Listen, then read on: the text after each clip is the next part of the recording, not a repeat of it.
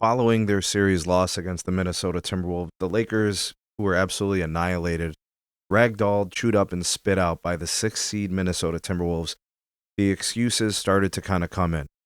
And this is not typically something I discuss on my channel. When it's basketball related, I mean, it's great for the channel. It's great for content.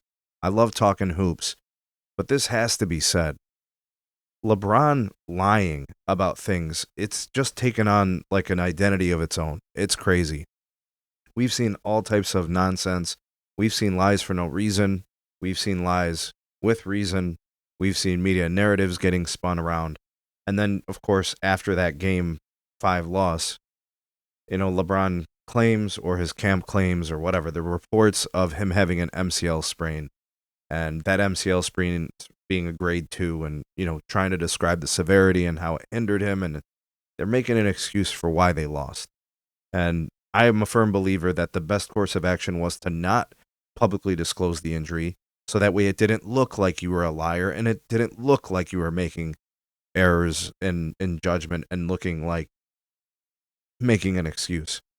So I don't know who his advisors are and why they think these are good ideas. But anyways, it comes out now that he was seen the night of that loss out partying until 4 a.m., walking just fine, not even hindered at the least bit in his hitch, in his walking, in his movements.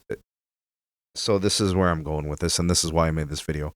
How the hell do you expect people to ever believe you about anything you say if all you do is continue to lie, make up and spin narratives, and spread false claims across all the different media channels, whether it's, ESPN and whatever other platforms, and you got Nick Wrong, the big nose bandit, capping for you all the time.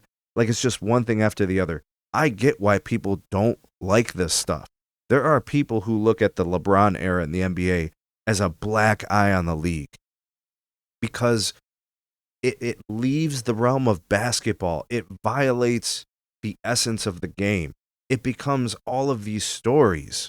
It becomes all of these narratives that really have nothing to do with the game, because the game is indicated and dictated by the outcomes, which you have to look at the finals record, you look at the MVPs, you look at the accomplishments and the championships. That all comes into the calculus.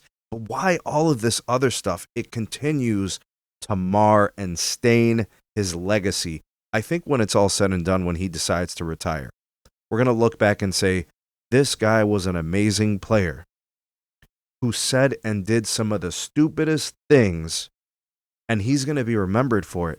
He's going to be remembered as much for his 4 championships as he is for his 485 lies. And the silliness and the narratives and the news cycle spinning. And it's unfortunate because he really is one of the most accomplished players in sports history. Not just basketball, all of sports. He really doesn't need this charade. He doesn't need this circus. I really do question the motives of all these things.